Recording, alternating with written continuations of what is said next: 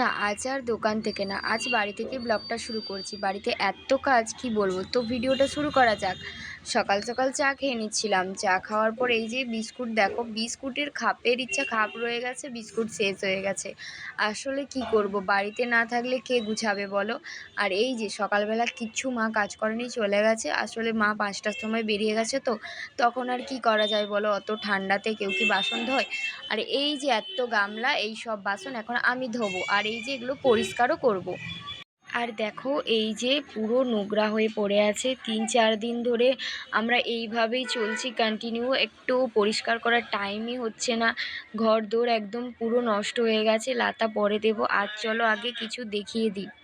এত নোংরা কি আর বলবো, এই যে ঘরটা জুড়ে একদম নোংরা ভিতর অবধি আছে। তো পরিষ্কার করব, আসলে একটু একটু করেই করব, একা হাতে করতে গেলে তো অনেকটা সময় লাগে। আর বাইরের আওয়াজটা একটু ইগনোর করো, কারণ আর কি হচ্ছে যে রাস্তার ধারে তো আওয়াজ তো হবেই, তাই না? গ্যাসটাও মুছিয়ে নিয়েছিলাম, বাদ বাকি কাজটা একটু পরে করব আর কি। তো এই যে দেখো পুরো ঘর আমি পরিষ্কার করে নিয়েছি, টুকটুক করে সব হাতের কাজ আমি সেরে নিয়েছি। এইবারে এই দেখো এই যে বালতি জুড়ে সব কিছু গামলা টামলাগুলো রেখে দিয়েছি বাইরে। আর এই যে একটা বালতি হাতে দেখছো, এইটাই কলপাড়ে রেখে দেবো। আর ওই যে বাসনগুলো দেখছো, বোতলগুলো দেখছো, ওগুলো ভরে নেব। বালতিটা রেখে দিয়ে আসি, দাঁড়াও একটু। তারপরে এই যে একটা পাপোশ দেখবে, ওই পাপোশটা না আজকে ধুতে হবে। 3-4 দিন ধোবো ধোবো করে হয়েই উঠছিল না, কি আর করব। দোকান চলে আসি তো আর কি করা যাবে, মাঝের এই টাইমটা পাওয়াই যায় না। আসলে মেয়ে ছাড়া তো ঘর পুরো অচল, তাই না? তাও কিছু কিছু মানুষ বলে মেয়ে না থাকলেও সংসার চলে যায়, তাই না?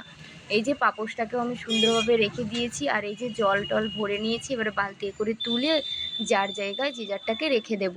তো সব তাড়াহুড়ো করে করছি কেন বলো তো, ঘড়ির কাঁটায় বেজে গেছে ওই তোমার ধরো না 10টা। 1 ঘন্টার মধ্যে এত কাজ করা কি সম্ভব বলো? আমি বলেই পারি, খুব ছুটে ছুটে কাজগুলো আজকে আমাকে করতে হয়েছে। আসলে কষ্ট বলে থামে না, আমি না বসে থাকার মেয়ে না। দোকান বলো, ঘর বলো, এমনকি আত্মীয় স্বজন বাড়ি গেলেও আমি সব কাজ করি। আমি বলে করছি বলে এরকম না, তো আমি সব জায়গাতেই করে থাকি। তারপর এই দেখো স্নান টান করে চলে এলাম, ঠাম্মা বাড়িতে নেই তাই আমাকে তো পুজোটা দিতে হবে। তারপর এই যে দেখো এই যে গামছাটা দিয়ে ঠাকুরটাকে আজকে গাটা মুছিয়ে নেব। তারপর টুকটুক করে করছি। তো একটু একটু করে সব কিছুই শেয়ার করছি, কি বলো তো, সব কিছু তো আর সমান না, সব কিছু পেরে উঠতে পারি না আমরা মানুষ তো। আসলে সব দিকটা দেখতে গেলে আমরা কিছুই করতে পারি না। তেমনই আমার হয়েছে দিক, দোকান বাড়ি না নিজের দিক, এই দুটো দেখে দেখে তো আমার জীবন পুরো শেষ। আমি তো মানে নিজের দিকে একটু তাকাতেই পারি না। সত্যি বলতে কী থেকে কী হয়ে গেছিলো, আমার জীবনটা পুরোই ওলট পালট ছোট্টবেলা থেকে। কি আর করব, বাইরের আওয়াজটা একটু ইগনোর করো। আর এতক্ষণ অবধি যারা ভিডিওটা দেখেছো, কিছু যদি ভালো লেগে থাকে তাহলে একটা লাইক করে দিয়ে যেও, ফলো করে দিয়ে যেও, আর ইউটিউব থেকে দেখলে সাবস্ক্রাইব করে দিয়ে যেও।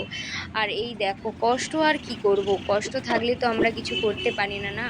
তারপর ঠাকুরের জন্য এখানে ফুল, তারপরে দুলফা যা যা লাগে আর কি, সেগুলোই করে নিচ্ছিলাম জোগাড়। আর এই যে এই দেখো সব প্রসাদ আমি সাজিয়ে নিয়েছি, এবারে পুজো দেব।